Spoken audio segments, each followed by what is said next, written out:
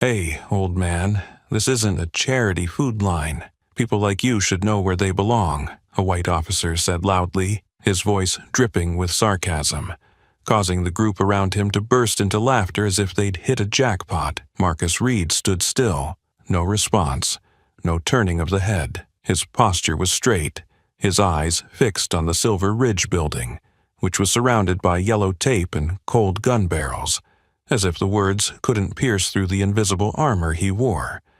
The calm of a man who had survived on battlefields the system wanted to forget. At 48, Marcus wasn't old, but the scars of decades of silence, observation, and being pushed to the edges of society showed on his shoulders, around his eyes, and in the calloused hand hidden in his pocket. In his faded jacket and cap slung low over his brow, he looked nothing like someone allowed to be at the scene. And that's why they laughed. Laughed as if his existence was a joke. Laughed as if the color of his skin meant he didn't belong here, in the wrong place, the wrong class, the wrong right to be present. Marcus wasn't unfamiliar with this. For years, he had learned to see through the laughter and spot the fear hidden behind layers of self-righteousness.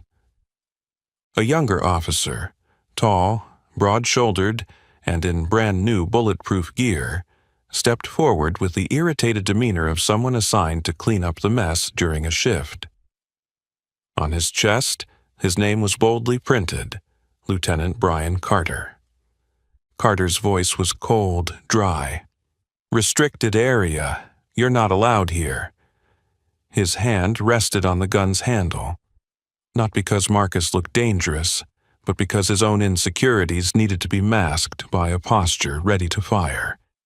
Marcus turned around, his voice low and calm enough to almost invite silence.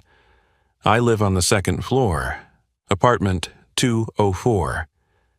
He nodded slightly towards the building, pointing without trembling, without hesitation. Carter looked up, then broke into a loud laugh as if he'd just heard a poorly executed parody song. "Yeah, and I'm Batman." He turned to his teammates, chin raised. "Someone tell Alfred I left the Batmobile behind." The whole group erupted into laughter. It was a laughter that stomped on the truth, a truth they weren't yet mature enough to recognize. No one asked his name. No one checked his residency records. No one looked closely into his eyes, the eyes of someone who had once determined artillery coordinates from the shadow of a cloud, analyzed wind direction just by watching a torn flag's movement, led a team of survivors through a minefield only by sensing the change in humidity in the grass beneath their feet. But here, in the heart of the city, in their eyes, he was just an old black man in worn-out clothes. And Carter, with the smug face of someone who believed his title was proof of his capability, wasn't the first, and certainly wouldn't be the last, to underestimate someone like Marcus. None of them knew that. It was Marcus who had spotted Simon Brooks, the suspect holding 3 hostages, loitering around the building 3 weeks ago. That he had smelled the chemicals 2 weeks ago, that he had informed the manager, that no one had done anything, and now they were about to walk into a trap he had seen long ago. But Marcus didn't shout. He didn't resist. He didn't plead. He simply took a step back, his eyes still locked on the building, as if he were reading an old plan written in blood and steel. He knew it was coming, and when it did, no one's gaze would ever pass over him like a shadow again. Marcus stood still as an officer approached, his face tense from the pressure of the scene, but his eyes filled with the same inherent suspicion. He was about 30 years old, white, with the name Lieutenant Brian Carter printed on his chest plate. "This is a restricted area. You're not allowed here," Carter said, his hand resting on his gun as a defensive habit, even though the man before him was standing still, not threatening anyone. Marcus turned slowly, his voice deep and calm, almost inviting silence. "I live on the second floor, apartment 204. He gave a slight nod toward the building, his finger pointing without trembling or hesitation. Carter looked up and then burst into laughter. "Yeah, and I'm Batman." He turned to his teammates. "Someone tell Alfred I left the Batmobile behind." Another round of laughter echoed. No one asked his name. No one checked his residency records. No one looked closely at his eyes that once read satellite maps in the dark, estimated wind speed before an assault, determined a retreat route through a gap in a wall barely 20 centimeters wide. They only saw a black man in worn-out clothes, and because of that, assumed he was not worth trusting. And Carter wasn't just an arrogant officer. He was the epitome of a type of person within the system. Confident in his rank, in the process, in the weapons at his disposal, but blind to the experience that didn't come from a manual. He didn't know that a month ago, Marcus had seen Simon Brooks, the kidnap suspect, lurking in the hallway at 3 a.m., wearing a gray hoodie and carrying large black bags. Marcus had reported it to the building's security. "Probably just a delivery man. Don't worry, I'll check it out." No one checked. Then, 2 weeks ago, he smelled chemicals drifting from apartment 402. It was a faint scent, like freshly mixed epoxy, but something was off. Too clean, too uniform. He knocked on the door. No one answered. He reported it to management again, only to receive a half-hearted promise, "If you see anything else, report it again." But no one saw anything except for him, and now, with the whole block locked down, guns trained on windows that could explode at any moment, the only person who understood what was truly happening was treated like a lost soul, like a shadow on the fringes of the story. Marcus quietly took a step back, not out of fear, but because he knew the right moment always came last. On top of a nearby SUV, Captain Cole Matthews was folding the building's blueprint. Sweat beaded on his neck beneath his bulletproof vest. 3 hours of negotiations had passed. No response, no demands, no agreements, just silence from apartment 402. Matthews growled through his radio. "Delta team is in position. Prepare to move in on the 4th floor back approach. We'll go in within 10 minutes if there's no change." From where he stood, Marcus heard every word. He took a slow breath, his eyes stopping at the corner of the 4th floor hallway, where the snipers were aimed at the main apartment, and he saw what no one else saw: a blind spot, a dead angle, a trap. He had seen this kind of setup in the Caracas 2006 operation, where a team of American soldiers lost their lives simply because they thought they controlled the entrance. Marcus closed his eyes with a steady breath. Carter's words still echoed in his ears. "Yeah, and I'm Batman." "No, you're not Batman. You're just someone who's never walked through the hell that I've lived through. And that hell, it's repeating itself. Right in the very building I once called home. If they rush in like this, they'll all die," Marcus Reed whispered to himself. His voice was low, nearly drowned out by the wind and static from the radio, but in his mind, every development on the scene was coming together as a map. Not a paper map, but a living map, beating with the rhythm of a warrior who had survived the line between life and death. The Silver Ridge building had 4 floors, with an old U-shaped corridor design. The main staircase was in the middle, with 2 back hallways behind. Apartment 402, the one where the kidnapper was holding 3 hostages, was at the end of the right hallway. It was a dead spot. Stand behind that door and rig an explosive, and the entire SWAT team would have no escape route. Captain Cole Matthews, the operations commander, stood next to the command vehicle with a tense gaze. His left hand held the radio, and his right hand clutched a cold, forgotten cup of coffee.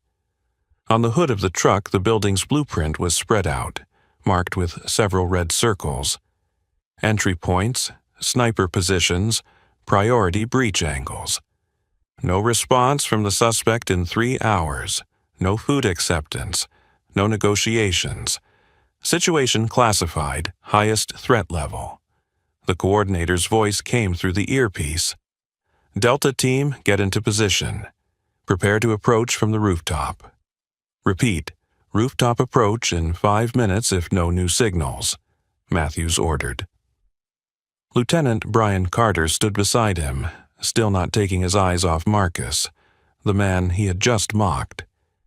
Still, Carter maintained his tough demeanor, as if waiting for the chance to prove that everything Marcus said was worthless. It's ridiculous to let him stand so close to the scene like that, Carter muttered. What if he's an accomplice? Matthews didn't answer right away. Though he shared a slight concern, it wasn't enough to take precedence in the tight situation they were facing. The entire team's fate hung on one correct or incorrect decision. Meanwhile, Marcus continued observing. He wasn't just watching the sniper positions. He was studying how they adjusted their rifles. Too narrow an angle, the way the sunlight reflected off the scopes. Easy to expose their positions. He noted the distance between the two support teams. Too far to provide backup if the situation shifted. These mistakes weren't from lack of skill. They were the result of too much training on models and too little real combat experience. And the most important thing, they were approaching from exactly the place Simon wanted them to. Simon Brooks, the suspect, 45 years old. Official records stated he served in the military before leaving due to personal reasons. But Marcus knew better. Personal reasons was a cold slash through the system's unwillingness to accept mental errors. Simon had been Special Forces. He once had sharp instincts and absolute loyalty, but he was also deeply vulnerable to betrayal. And he had been betrayed by his superiors, by his organization, and by the very person who trained him, Marcus Reed. Few knew of their connection. But Marcus had recognized Simon the first time he saw his back through the elevator door. Some things don't need light to be seen clearly. Some grudges don't need to be shouted to be heard. And Simon didn't choose apartment 402 by chance. He chose it because it had once been used as a training base for urban exercises during the Invisible City operation more than 2 decades ago. And Marcus had been the commander of that operation. The apartment had secret passages that only the original team knew about, a ventilation shaft connecting from 404, a technical passage running along the back hallway, and especially a section of hollow ceiling above the main door, perfect for rigging a drop charge. Marcus closed his eyes, exhaling slowly. A thin smile curled at his lips, not because he was happy, but because he knew he still had time. If the SWAT team rushed in from the roof, just as Matthews ordered, they would be led into a killing zone. Simon was waiting for them, and not just with guns. Marcus had smelled that chemical, the kind used to make liquid explosives, enough to turn an apartment into a compressed gas bomb. And if he was right, this wasn't just a kidnapping. It was a message. Simon wanted to be heard, or the whole building would blow up along with the past the system had tried to forget. Marcus opened his eyes, glanced toward Captain Matthews, then quickly eyed Carter, who was bracing himself as if waiting to catch him in a mistake. "If they rush in like this," he repeated, but this time his voice was lower, as if making a grim pronouncement. "They'll all die." And now the building was surrounded. Standing behind the police barricade, Marcus Reed squinted up at the window of apartment 402. Just weeks ago, it was those very eyes that had caught the shadow of a man in a gray hoodie quietly appearing at 2 a.m., gliding through the 4th-floor hallway like a venomous breeze. No footsteps, no glance at anyone. But for someone who had lived by survival skills and the ability to smell danger, Marcus knew this wasn't an ordinary resident. He came back the next night, and the next. Around 2:10 to 3 a.m., he'd show up carrying large black bags, the kind people use to carry military gear or medium-sized electronic equipment. Once, Marcus intentionally opened the door at the right moment. The man froze, said nothing, but didn't avoid him either. He just stared at Marcus, his gaze as deep and silent as a cut, a look Marcus had once seen during nights in Beirut. That time, Marcus reported it to Victor, the building's security guard, a middle-aged white man who preferred watching sports at night to patrolling. "It's probably just a delivery man. I'll check it later. But he's carrying something. It smells like ammonium nitrate," Marcus replied. Victor smirked. "You've been watching too many crime shows. This is L.A., not Baghdad." And then, later, never came. 2 weeks later, Marcus began to smell a stronger chemical scent wafting from the crack in apartment 402's door whenever he passed. It wasn't bleach or paint. It was a smell only those who've handled explosives could distinguish, a mixture of nitrates combined with motor oil, a slow-acting trigger. This time, he knocked on the door. No answer. The lights inside were dim. A stone-cold stillness covered the doorknob. Marcus turned and wrote a report by hand, personally handing it to the building management. A week later, he received a notification that they had checked and found nothing unusual. But he knew they hadn't entered the apartment. No one wanted to face trouble from a tenant with proper papers, especially when the person reporting was a black man, living alone and often dismissed as someone with a vivid imagination. No one asked Marcus why he recognized those signs.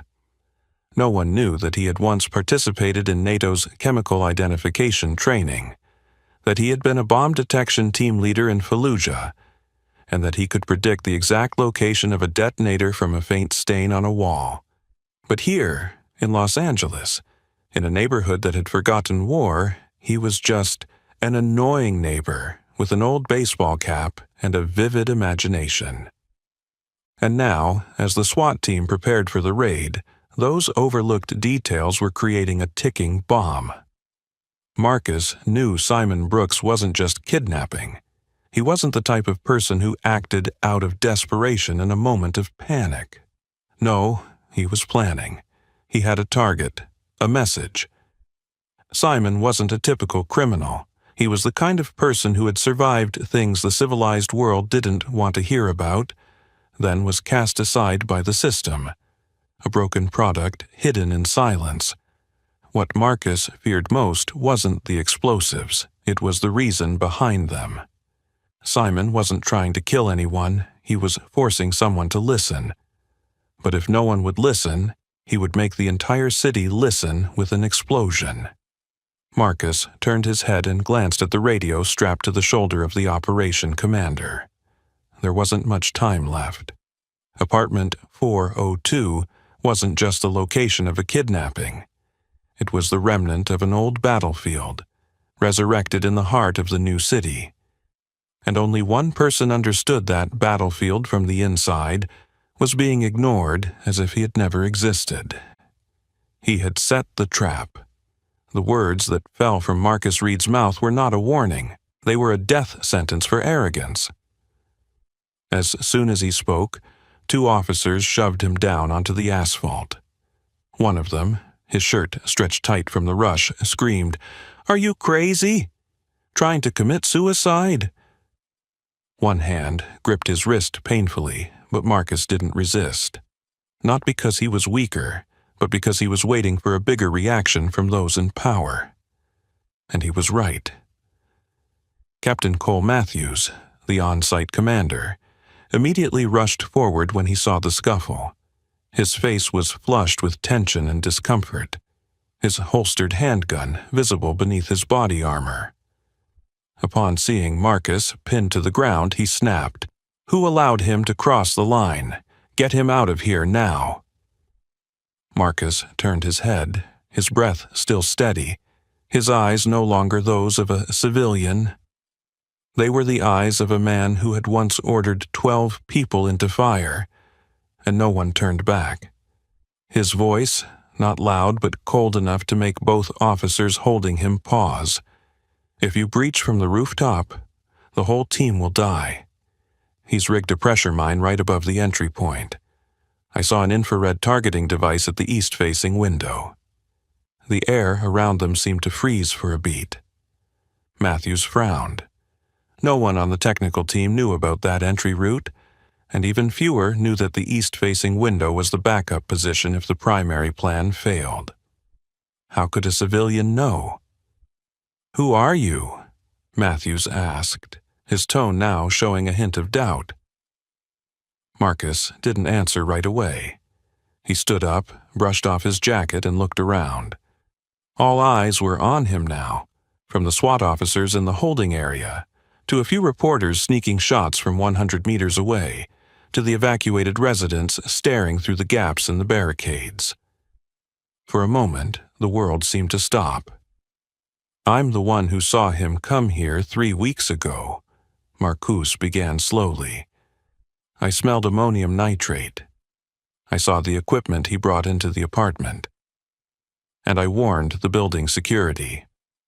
And now we're dealing with the aftermath of warnings no one bothered to listen to." Lieutenant Brian Carter, standing behind Matthews, sneered, "Ah, here comes the 'I told you so' after the fact. Hey, this is the police, not a crime reenactment show." Marcus turned and looked at Carter, a look that made the young officer feel as though he was being examined under a microscope. He didn't respond right away, merely tilted his head as if he had just analyzed the person standing before him. "You're the kind of person who only trusts weapons, not people, but in real combat, the first one to fall is usually the loudest." Matthews suppressed a deep sigh. The situation was too tense for any more bickering. But what he didn't say aloud was that Marcus had just pinpointed the third location in the breach plan, the one only 3 people on the team knew. And more importantly, he said it with a voice that couldn't possibly be fabricated. At that moment, a crackling sound came through the radio. "Bravo, team reports. Faint infrared signal detected at the east window on the 4th floor, possibly a motion sensor." Matthews lifted his head, his face shifting noticeably. The entire command area went silent. Carter whispered, "No way." But Marcus had known this before any sensors were found. He looked into Matthews' eyes and said something no one expected. "I'm not here to sabotage your operation. I'm here to save the lives of those your system is slowly forgetting." Matthews stared at him for a long time, a silence that lasted more than 10 seconds, which, in security work, was an eternity. Then he stepped back. "Keep him here, for now. Don't touch him." Then, turning to Carter, "I'll check the records for apartment 204. Marcus lowered his head. Once again, he stood on the sidelines, but this time his shadow was starting to imprint itself on the minds of those holding the guns, and the game had only just begun. Only those at the highest ranks in the military know that name. The air around the scene felt suffocating, as though it had been constricted by an invisible grip. The 4 words Delta Force Commander were not a casual self-title. They were the mark of a top-secret rank, a door that would never open for those who hadn't lived, killed, and died in the kind of front lines that even Congress wouldn't dare include in records. Captain Cole Matthews furrowed his brow, taking half a step back. His voice lowered, but there was a sense of urgency in his words, as if searching for a crack in what seemed like an illogical statement. Delta Force was disbanded over 10 years ago. Tempest? What the hell is that?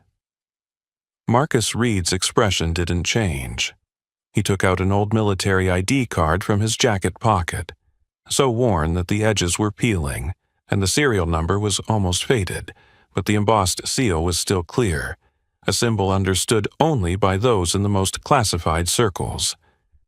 Operation Tempest, Syria, 2004. The gray area between the Idlib and Latakia borders. An unofficial raid on a uranium storage facility. The operation order was issued by the coalition, but it wasn't recorded in any government documents. Matthews stared at the card, then turned to Lieutenant Carter. Check the Tempest code through the internal channel. Carter grumbled and quickly pulled out his phone. Though his face still carried doubt, a crack began to form inside him. The line between an old man with delusions and the person I just humiliated is a living legend. Less than 30 seconds later, the phone screen lit up, but Carter said nothing, only silently held the screen towards Matthews. The information appeared. Operation Tempest. Classification, above top secret. Status, sealed, eyes only. Delta. Access. Commander, M. Reed, location, unlisted. Matthews blinked twice as he read. When he looked back, his expression had changed. No longer contemptuous, no longer doubtful. Just a stunned silence mixed with awkwardness, the kind that only those who've once held command could fully understand. He had just faced the wrong person.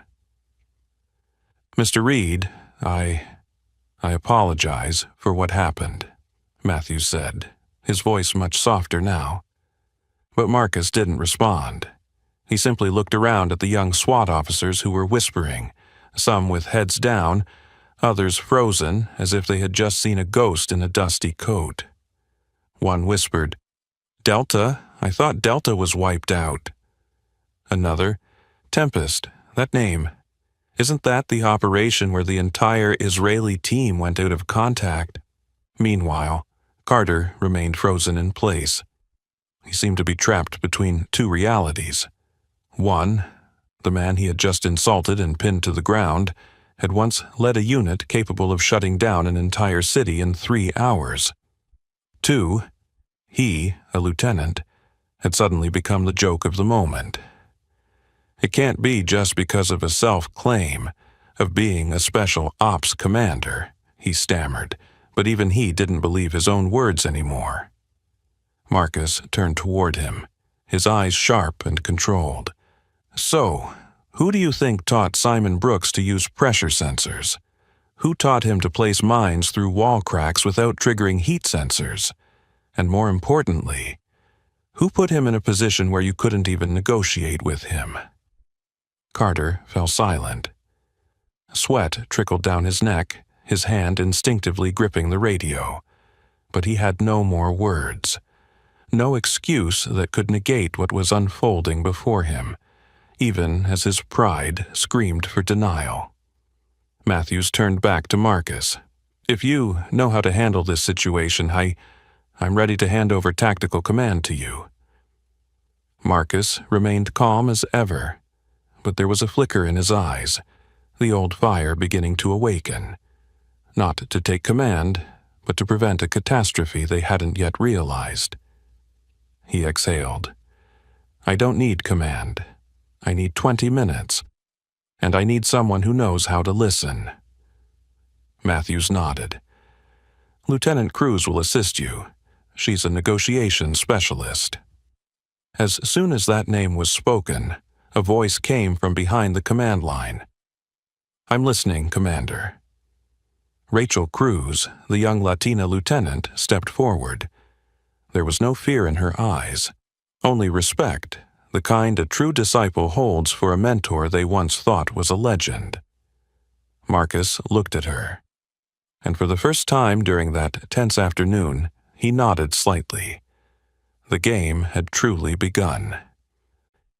Marcus Reed was no ordinary man. As Lieutenant Rachel Cruz walked behind Marcus, the entire scene seemed to shift into another state. Not merely a civilian lockdown, but a high-level counterterrorism operation, one that had never been publicly announced. She didn't need to ask why he knew every corner of the building. every vent shaft, every tactical blind spot in apartment 402. Because every step Marcus took, unhurried, unpretentious, was as if he were walking back into his own old base. This apartment was once a training center, he said quietly, his eyes never leaving the eastern facade. 20 years ago, this building was used as camouflage for a program called Urban Shadow. I personally oversaw the installation of the original security system. Rachel stopped in her tracks. She had never heard of such a project. Camouflage? You mean a military facility hidden within a residential area? Marcus nodded. A test project, close quarters combat and urban assault training. The 4th floor was the practice area. I used apartment 402 myself to train Simon Brooks, the current kidnap suspect. Simon was not just a name in a file. He had been an exceptional student, a scout codenamed Echo Zero, famous for his ability to analyze spaces in seconds and set traps with crude materials. But after Beirut, after Operation Phantom Echo in 2006, he disappeared from the system. And as far as Marcus knew, disappearing meant quietly erased. He was my best student, Marcus admitted, his voice tinged with bitterness. But after a mission in Dahie, he started to panic, saw things no one else saw, heard voices no one else heard. Back then, we didn't have a clear concept of PTSD. The system simply erased his name. Rachel nodded, half sighing. So, he came back to the place that once belonged to him, Marcus emphasized, not for revenge, but to be heard in an extreme way. He pointed at the building's exterior. The left window on the 4th floor, the vent. Behind that wall is an empty cavity. I used it to simulate a dead space. It's not in the civilian blueprints. He could have placed explosives there, or hide in it, or set a trap, anything. And the intruders wouldn't know they were being watched from within the walls. On the other side, Lieutenant Carter observed from afar through binoculars. He stood still, listening to every report, every gesture from Marcus. With every second that passed, his face grew more tense, more overwhelmed by the feeling that he had made a huge mistake.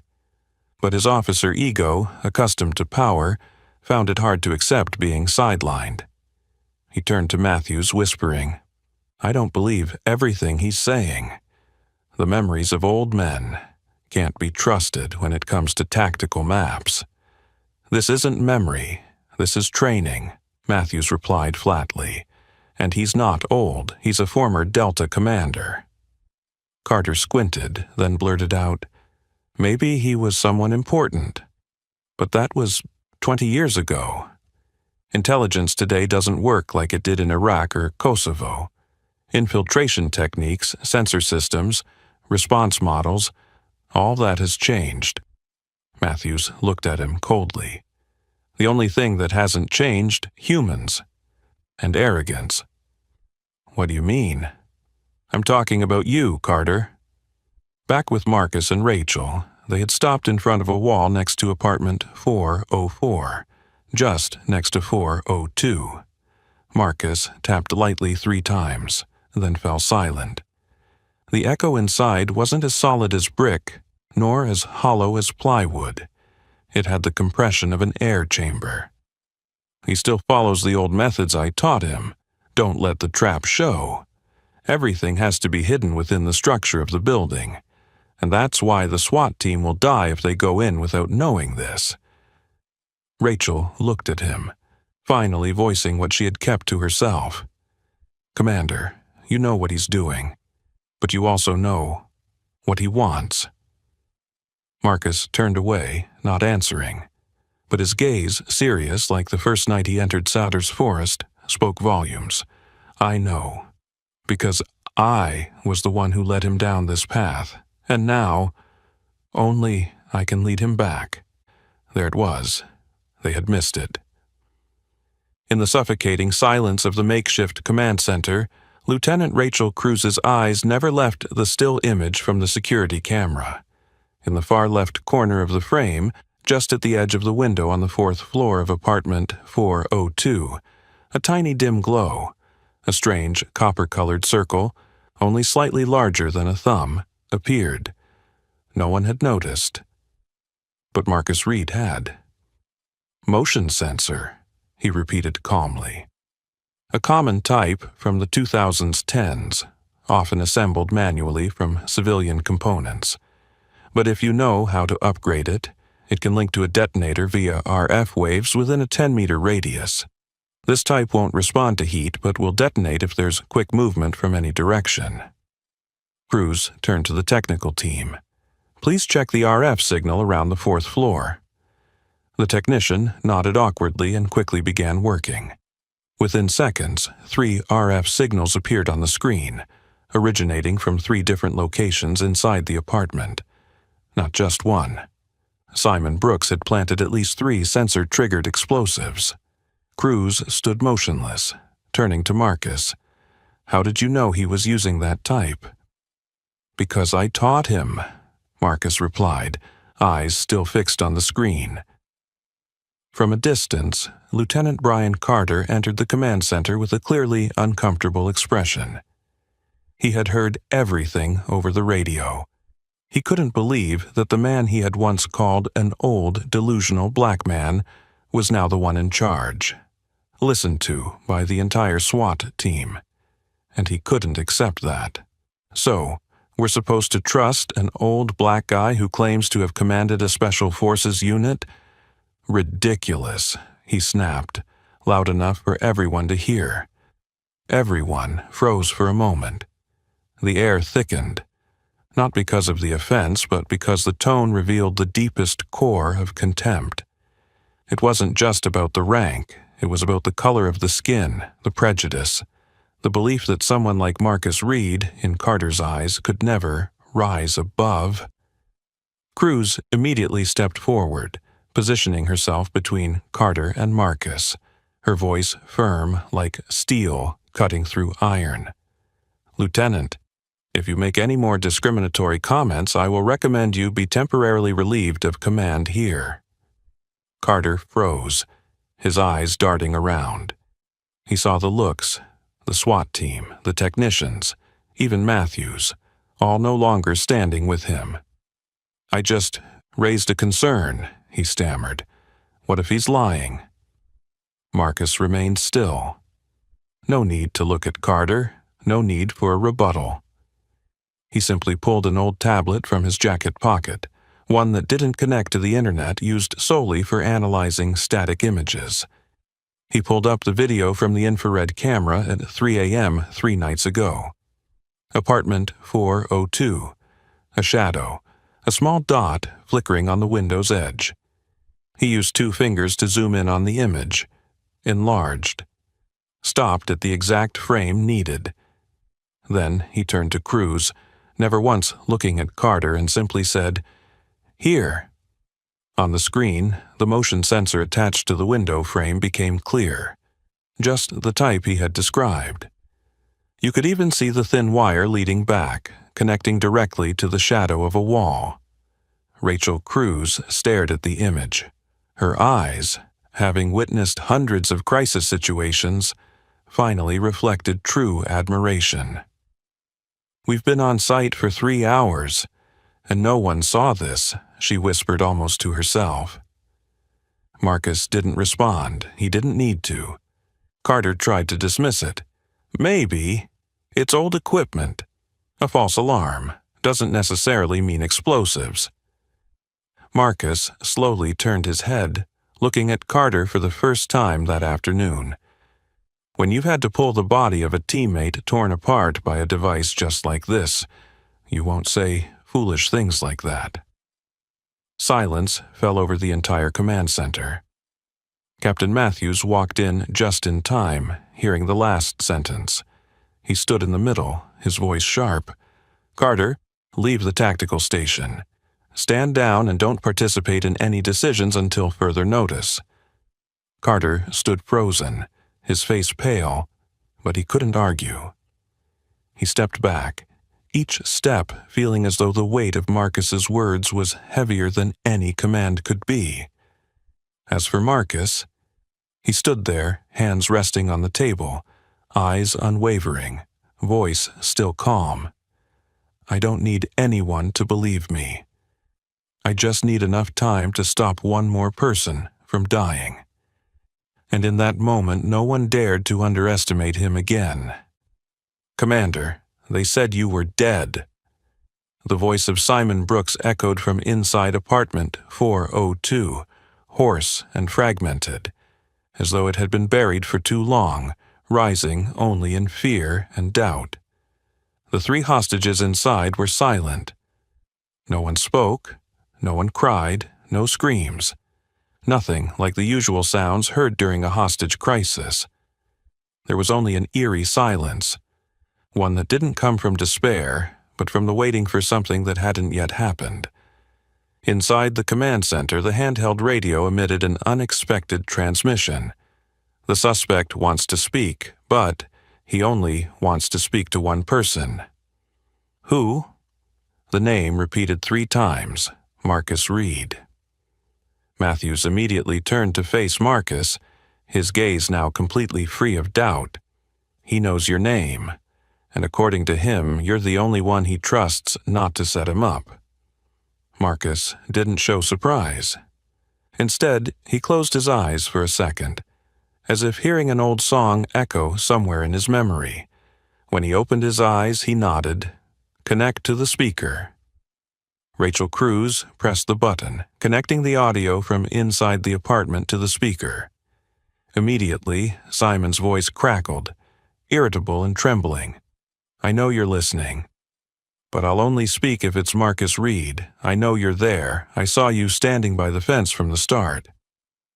I want to hear your voice." No one moved. Cruz looked at Marcus. Matthews nodded. Carter, standing silently at the back, almost seemed ready to sneer, but he couldn't muster the strength to laugh. Marcus brought the mic to his lips, his voice low and steady. Eagle 7 November Alpha. A dead silence followed, then the sound of a lock clicking open. Over the radio, Simon's voice trembled as if he had just woken up from a nightmare that had lasted years. "It's real. You're still alive. Commander, I thought you died in Latakia. We all thought that." Marcus didn't answer immediately. He looked at Cruz, signaling her to mute the mic temporarily, then turned to Matthews. "I need to go in. Alone." "That's not possible," Matthews replied immediately. "It's dangerous and against all safety protocols." "Simon isn't an ordinary criminal," Marcus said, unshaken. "He spent 6 months undercover with the jihadist forces in Khost. He escaped from Kunduz with his bare hands. He doesn't trust strangers. He doesn't respond to standard negotiations. I know, because I trained him to do all of that." Matthews fell silent. There was no reason left to stop him, except fear. But he also understood keeping Marcus out of this now meant leaving everything to chance. Cruz looked at Marcus, her voice low. "I'll go with you." Marcus shook his head. "No, just me. If he sees anyone else, he'll trigger the explosion." Matthews hesitated. "At least take the comms earpiece." Marcus gave a dry smile. "Simon learned how to detect radio signals back in 2005. Putting on an earpiece is just pushing me into the trap." The team stood frozen. Cruz sighed, then opened the tactical case, pulled out a bulletproof vest, and handed it to Marcus. "At least, wear this." Marcus took it, unhurried. When he lifted his jacket, everyone could clearly see the scar running down his left side, long, jagged, proof of the many times he had narrowly escaped death. He put on the vest as effortlessly as if he were putting on a shirt, quick, familiar, unpretentious. Before he left, he looked directly at Matthews.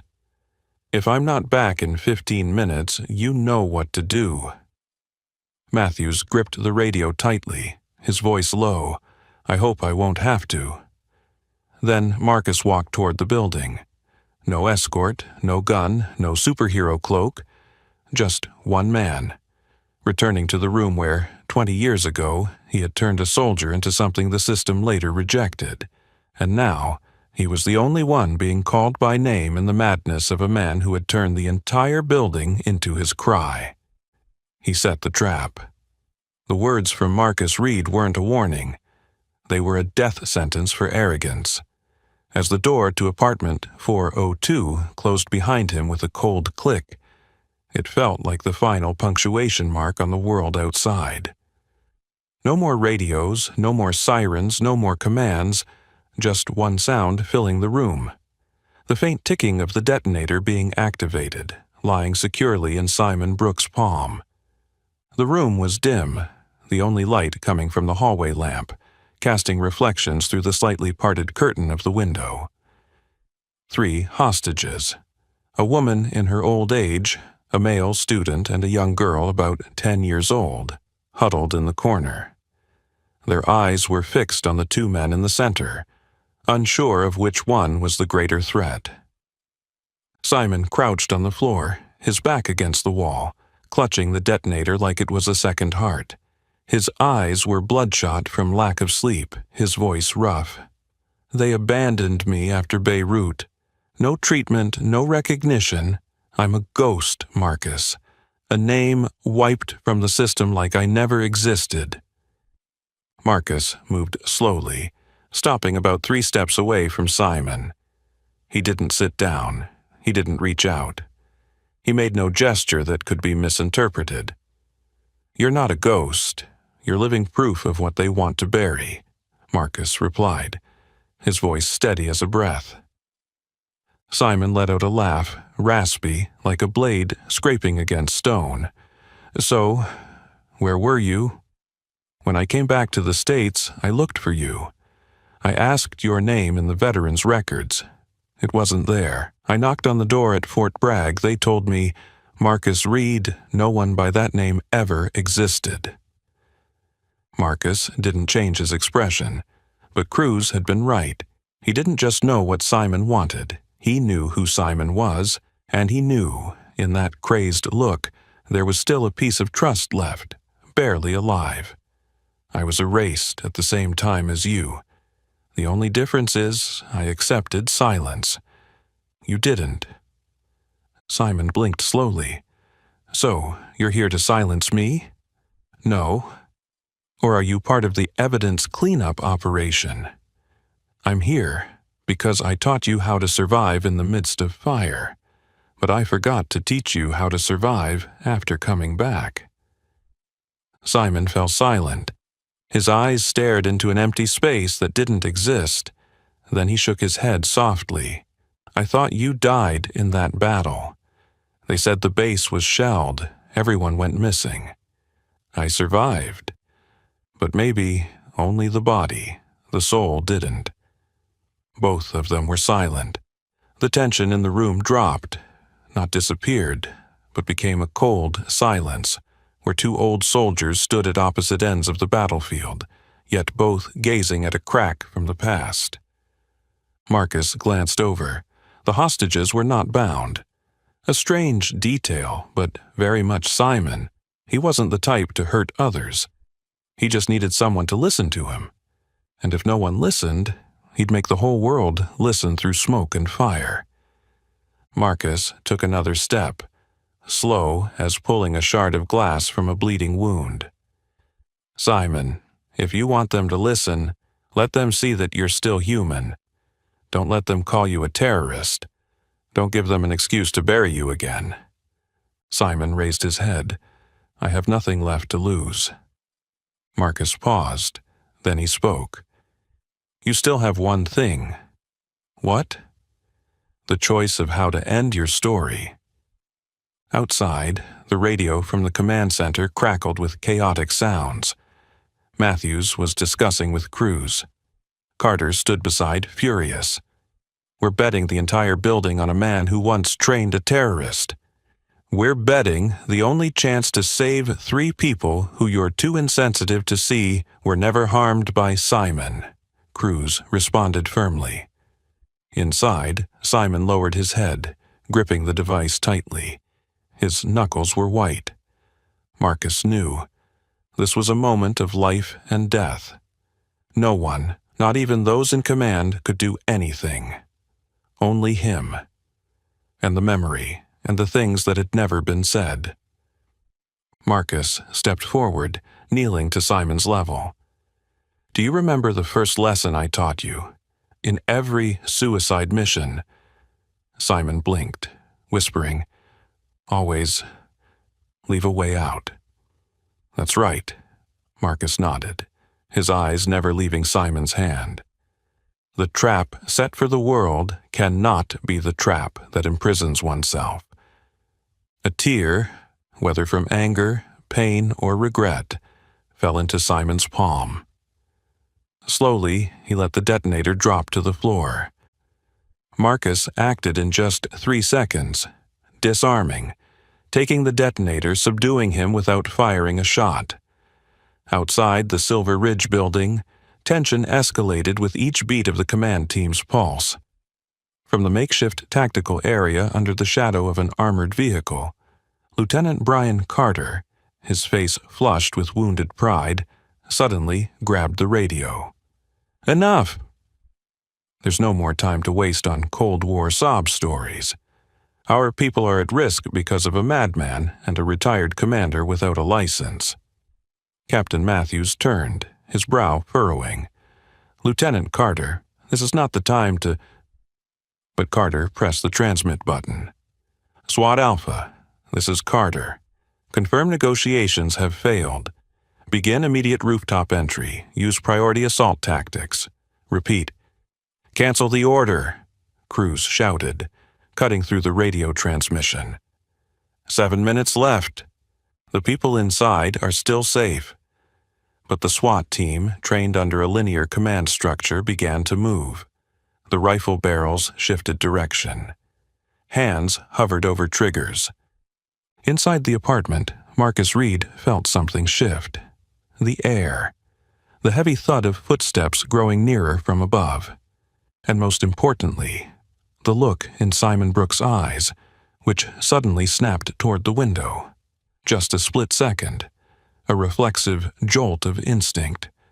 Marcus seized that moment like a tiger leaping from the jungle. "Simon," he whispered, his voice low enough to barely cut through the air. "You've forgotten what you were taught." Simon turned sharply, his old instincts not yet dulled. "What?" Marcus growled each word. "Always check the blind spot." At that moment, his left hand swept diagonally, locking around Simon's wrist, holding the detonator, twisting it back using the Viper lock technique once taught in Delta Force. Click. The sound of the detonator dropping to the floor rang out like a hammer, striking the spine of the entire room. Simon screamed, but not from pain. It was too late. He didn't understand how Marcus, the man he thought was old, his reflexes faded, could act so quickly, so precisely, so coldly, like the dark operatives from years ago. In 3 seconds, Marcus took Simon to the floor, kneeled against his shoulder blade, one hand locking his wrist, the other yanking the RF transmission device from Simon's belt. "How many?" Marcus demanded sharply. Simon gasped. Three auxiliary activation units, one at the window, one in the bathroom, one in the ventilation duct. Marcus scanned the room, quickly taking in the positions. Then he pulled a small square gray-silver device from his inner jacket pocket, the old-school personal signal jammer, the Omega Disruptor, a tool only tactical commanders were equipped with. One press. The red light flickered on. All RF devices within a 10-meter radius were instantly disabled. Just then, the radio in Matthew's ear crackled with urgent transmissions. Sensor signal lost. All external devices disabled in the target apartment. Cease the assault. Stand down. But it was too late.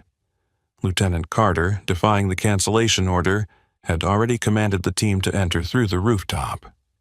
As 3 SWAT members opened the skylight, they heard the shout, "Cancel! Cancel the whole thing! Someone's inside!" Footsteps stopped. At the same time, a voice echoed through the entire command system. "Black Lamb, abort immediately, explosives." The phrase wasn't accompanied by a tactical frequency. It didn't come from anyone on the SWAT team. But it froze everyone in their tracks. Black Lamb was the national emergency code, used only by Delta Force commanders in situations involving chemical explosions or high-level weaponry, level 7 and above. Only 23 people in the country had the authority to issue it. And now, Marcus Reed, a regular old black guy they had once mocked, had just used it. Matthews looked at Carter. "Do you know what that means?" Carter fell silent, not a word. Matthews brought the radio to his mouth. "Confirm, Black Lamb. Cease all attacks. Hold position." Apartment 402, at that moment, was still quiet. Simon Brooks lay on the floor, securely restrained, his face drenched in sweat. The hostages whispered prayers, while Marcus, without saying a word, gently touched the earpiece he had never activated from the start. He only used his voice, and his voice was strong enough to make the whole system freeze. Outside, the sun began to set behind the buildings, but inside, a living legend had just resolved a crisis that the entire modern armed team had to watch from the sidelines. Marcus's orders were followed without question. No gunfire, no sirens, just 5 words. "Black Lamb, abort immediately, explosives." And the entire SWAT team, nearly 20 strong, immediately froze, as if pulled midair by an invisible string. No one questioned. No one dared to react. That command didn't need authority. It carried within it a military system designed to listen and execute without delay. Only those who had held the highest ranks in Delta Force, Marine Recon, or CIA Shadow Command were authorized to issue the Black Lamb Code. And Marcus Reed, the old lost black guy they had mocked just an hour ago, had now made the entire elite team stop breathing with just his voice. Lieutenant Brian Carter, standing in the command center, pale-faced. He looked around, as if hoping someone would confirm this was all a trick. But no, every technical officer was checking the code, their gazes shifting from confusion to utter awe. He can't have that authority, right? Carter stammered, almost losing his voice. But Captain Cole Matthews didn't respond to him. Instead, he raised his hand to the earpiece, issuing a command to the military data center. "Confirm the Black Lamb code just issued. Code identifier MR019, Delta Alpha class." Just seconds later, a female officer's voice came through the system. "Code confirmation valid, issued by Marcus Reed. Command, Delta Force/Command Tactical, full clearance." Matthews lowered his hand. The entire command center was enveloped in silence. No one doubted anymore. Marcus Reed was the one the system had once tried to forget, and now he was the only one with the authority to decide the fate of the entire area. Inside apartment 402, Marcus was securing the final hand of the sensor device into safe mode. Simon Brooks, still lying face down on the floor, no longer resisted. In his eyes, there was no longer anger, only a silent shame. "I don't want to kill anyone," he said softly. "I just want them to admit they abandoned me." Marcus didn't look at him. He was checking each wire, each activation battery. "And if you kill them, they'll call you a terrorist. Your record will be sealed forever, and I won't be able to help you anymore." Simon closed his eyes, tears welling up, the first time in years. I just couldn't take it anymore. Marcus exhaled slowly. He kneeled, placed the jamming device into the tactical bag, and gently said, "You're not wrong for feeling pain. You're wrong for letting it lead you in the wrong direction." Outside, the door swung open. The 3 hostages, still panicked, were escorted out of the apartment by Marcus. He took the first step, holding the deactivation device high. Behind him was Simon Brooks, now unarmed, no longer angry, only empty, like someone who had just cast off the burden he'd carried for 2 decades. Each of their steps echoed through the long, silent corridor. Then they appeared before the whole team, a scene so surreal that no one could speak. A black man, who had once been dragged to the ground as a troublemaker, was now leading a group of people who had just been saved. And behind him was the very man who had once been considered a national threat. No applause, no cheers, only silence, absolute, respectful silence. Matthews walked toward them, along with Cruz and a few medical officers. He took the detonator device and the notebook from Marcus's hands. His eyes were still wide with astonishment. Marcus glanced at the 3 hostages being placed on stretchers. None of them were hurt. One of the girls suddenly looked up at him. "Who are you?" Marcus bent down, gently placing a hand on her shoulder. "I'm just the one who knew the way out when everyone thought there was no way." Carter stood frozen in the distance, not approaching. He wanted to turn away, but couldn't tear his eyes from the scene. The SWAT team, those who had once laughed when hearing Marcus's name, now stood at attention, not following any command, but an instinct. Respect. They didn't call him Mr. Reed, not Sir, not Commander.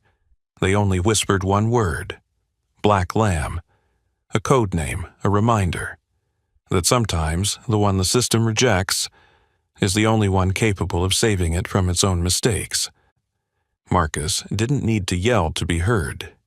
He only needed to say 5 words, and the entire world had to go silent.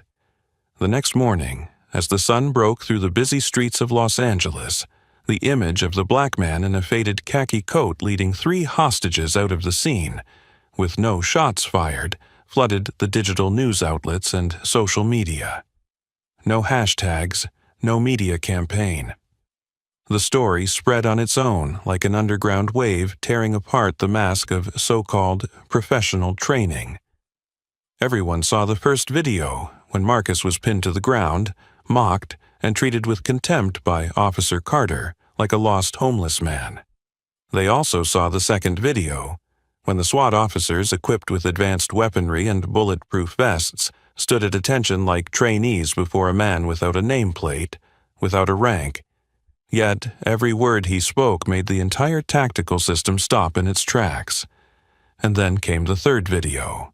Marcus slowly walking through the crowd, his hand resting on a young girl hostage's shoulder, with Simon Brooks in handcuffs behind him, head bowed like a shadow being dragged back to the ground. At the city police department, Lieutenant Brian Carter was called into the disciplinary office that same morning. In front of him was a color photo from the press. Him holding Marcus down, with 3 other officers laughing in the background. The head of Human Resources placed the investigation report on the desk. Preliminary findings: abuse of power, lack of field assessment, discriminatory remarks, and endangerment of civilian lives. Immediate suspension effective. Retain salary but strip of command authority and decision-making at all levels. Carter didn't argue. He didn't protest. He only lowered his head, the first time realizing that the power he had clung to had never really belonged to him. Elsewhere, Marcus Reed sat on the wooden bench outside a small community center in the East Side, where he had lived quietly for nearly a decade. He held a steaming cup of coffee. No reporters, no cameras, no one asking for autographs. He didn't need any of that. On the small table beside him was an old phone, not a smartphone, no large screen. But that morning, it buzzed continuously. Messages from officers, from veteran organizations, from those who had been rejected by the system. One came from an unexpected source, the director of the National Security Agency. We need to talk, not just about Simon Brooks, but about people like you. A week later, Simon Brooks didn't go to court as a criminal. After a psychiatric evaluation and his military records restored from the frozen system, he was placed in the abandoned Warrior Recovery Program, proposed and managed by Marcus himself. The press called it a turning point in humanitarianism. Marcus only said, "I'm just fixing what they shouldn't have allowed to go wrong in the first place." A month later, the Los Angeles Police Department rolled out the Unbiased Observation and Analysis Protocol, a new training program called the WRITE Protocol: Wisdom, Respect, Integrity, Tactics, Empathy. The name was an acronym from Marcus's statement in the final report. Respect is not a rank. The program was implemented at more than 17 police academies nationwide. In the introduction, the first image shown wasn't the arrest footage, nor SWAT images, but a short clip. Marcus Reed, stepping out of the thin smoke, his hand on a young girl's shoulder, with the former terrorist, now unarmed, walking behind. No gunshots, no bodies, no insults, just a silence filled with weight. Something no textbook can teach. Something no tactical plan can calculate. Something only people like Marcus carry with them. From places where titles no longer matter but principles still must be upheld. And that's why, with just 5 words, he could make the entire SWAT team freeze. Carter was demoted and sent to a remote town. On a gloomy morning in Washington, Marcus Reed sat alone in the high-rise meeting room of the National Security Agency, NSA. The glass wall behind him reflected the cold light of the Capitol. Facing him were 3 representatives, one from the Pentagon, one from the Department of Veterans Affairs, and a man in a minimalist suit. No name, no badge, no small talk. Everyone knew he belonged to an unnamed agency. The NSA director began the meeting with a sense of urgency. The Silver Ridge incident wasn't just a hostage situation. It's exposed a gap in the monitoring system for veterans, especially those who have participated in high-level covert operations. Marcus didn't respond. He simply rested his hands on the cold wooden table, his gaze piercing through the glass, towards a city that had forgotten him for 2 decades. The man in the suit spoke for the first time during the meeting. "We need your help to identify cases like Simon Brooks before they explode, both literally and figuratively." A minute passed. No one spoke. Everyone waited.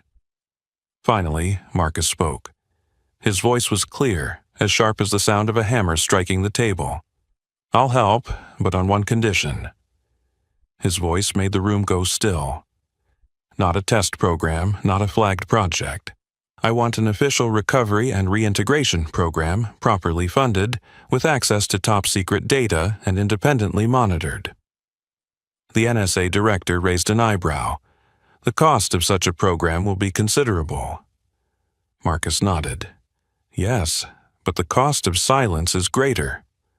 No one could argue with that. 3 months later, the Tempest program was officially established. Its headquarters was in an old building converted in downtown D.C., once a military logistics warehouse from the Cold War era. The sign in front simply read, "Tempest Veterans, Recovery and Reintegration Initiative Director, Marcus Reed." There was no media frenzy, no ribbon-cutting ceremony, no televised coverage. Only those who truly understood the real value of the program, people who had been abandoned by the world, knew about it. Simon Brooks was the first to be admitted. He was taken to a psychological recovery center affiliated with Johns Hopkins. A team of senior PTSD specialists worked with him weekly. No handcuffs, no jail cell, no public criminal record. Just a man, learning to exist in a world that had once rejected him. When Marcus visited for the first time, Simon said nothing. He simply stood, saluted in a military style, short, precise, and full of respect. Marcus didn't respond with a gesture. He just said, "Saving one person doesn't erase the mistake, but it prevents another mistake." As for Lieutenant Brian Carter, a week after the internal hearing, the disciplinary board issued its final decision.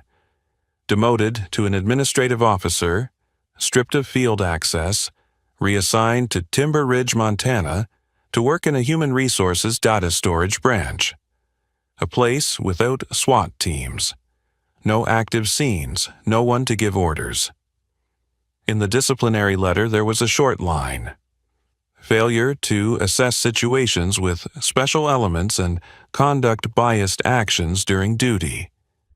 Many called it a light sentence. But for Carter, the man who had once dreamed of being the SWAT team leader for the whole state, it was a life sentence. Marcus Reed didn't seek revenge. He didn't gloat. He simply returned to his office at Tempest each morning, where walls were adorned with maps of buried operations, and where files once stamped classified at destroy after reading were being restored, page by page, line by line. Each file represented a person, a special forces operative with a nervous breakdown wandering in Detroit, a former bomb disposal technician living in seclusion in Alaska, a sniper with amnesia now working as a parking lot guard in Tucson. Marcus made notes by hand, carefully, relentlessly, just as he once led soldiers through minefields in Kandahar, step by step, slow but sure. Because for him this wasn't a job. It was a way of redeeming the silence of the past. One afternoon, Rachel Cruz visited Tempest. She looked around the room. Simple, no frills. But here, lives were being saved, lives that the country had once forgotten. She asked, "How did you know Simon would choose that apartment?" Marcus smiled. It was the apartment we used for the final training, the place where he passed the urban camouflage test in just 22 minutes. Rachel nodded. She knew. Some lessons weren't in books, not in files, not in after-action reports. They were in the teacher, and Marcus had never stopped being that teacher. And on the wall, a quiet inscription gleamed. Respect is not a rank. Respect does not come from rank, it comes from action. 6 months since the crisis at Silver Ridge, the Los Angeles Police Department officially opened a new training program for mid- and senior-ranking officers. The class wasn't named after an admiral or a commander, nor was it named after a fallen hero. On the small brass plaque outside the hallway, the inscription read, Wilson Hall, Advanced Observation, Bias Awareness and Field Leadership Training, Honorary Curriculum by Marcus Reed. They didn't name the class after Marcus because he demanded it. On the contrary, Marcus had refused 3 times. But it was the young officers like Lieutenant Rachel Cruz, along with the SWAT team who had stood silently under his command that day, who suggested and petitioned the mayor. For them, Marcus wasn't just a temporary hero. He was the kind of example that didn't shine, but made others want to walk toward the light. On the first day of the class, Marcus said nothing about the Silver Ridge incident. He didn't mention Black Lamb, didn't talk about Delta Force, and didn't revisit the images that had shaken the media. He simply stood before the class, with a laser pointer and a blank whiteboard. "We begin with what textbooks don't teach," he said. The observational skill that radar, drones, and cameras cannot replace. The intuition of a person who knows how to listen with their eyes. The class fell silent. Marcus continued. "If you walk into a room that smells of bleach, what do you think?" One person responded, cleaning. Or is it hiding blood? Marcus replied. The answer isn't as important as whether you ask the question. Lesson 1. Question your own biases. At the end of the class that day, as people began to leave, a man quietly entered the room and sat in the last chair at the back, where the light didn't shine clearly on his face. Marcus didn't need to turn around. He knew who had arrived. Lieutenant Brian Carter, no longer wearing a uniform, no longer armed, no longer with that smug look from before. He wore a gray shirt, no name tag, no badge. His gaze was direct but not challenging. It was the look of a man who had just survived his own ego. After a few minutes of silence, Carter spoke softly, as if confessing, "I'm transferring here. I need to start from the beginning." No one responded. No applause, no welcoming words. Only Marcus turned his head, looked directly at him, not with the eyes of a victor, but with the calm of someone who had stood in the same darkness. Observation begins when you discard your biases. Carter nodded. He didn't ask for forgiveness, but that day he stayed until the last lesson.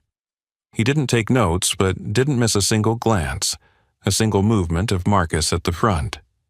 Outside the classroom, a stone plaque was quietly erected with Marcus's final words from the internal hearing. No ceremonies, no cameras, only the afternoon sun casting slanted light over the words, "Respect is not a rank." Respect does not come from rank. It comes from action. Hundreds of new officers read the inscription before entering the class, like an unspoken ritual. Some frowned, not understanding, but many, especially those who had stood at Silver Ridge that day, understood more than any theory could explain. At the end of the day, Marcus closed the class, walked out to the parking lot with his simple bag slung over his shoulder.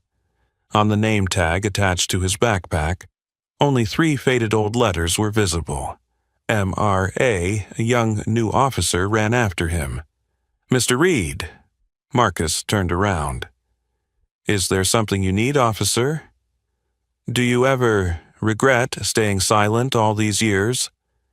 Marcus paused for a moment, then replied, "If I had spoken earlier, perhaps I would have been remembered as a hero. But because I stayed silent, when I speak, the whole system has to stop and listen." The young officer stood silent. Marcus walked away. The wind swept through the parked cars, carrying the echo of something that no textbook could convey. Because respect is not a title. It is not a badge. It is something that only appears when a person's actions force the entire system to look at itself. A black man dismissed for his skin and age, but with just 5 words he made the whole system fall silent. No need to raise his voice. No need for medals. Just with calmness, intelligence, and character, Marcus Reed proved that respect doesn't come from rank. It comes from action. What about you? If you were in the position of the SWAT team that day, would you have had the courage to listen to a man who had been cast aside by the whole system? Leave your thoughts in the comments below. And don't forget to like, share this video with the people who need to hear it, and subscribe to the channel so you don't miss the next stories about justice, courage, and the truths forgotten. Thank you for watching.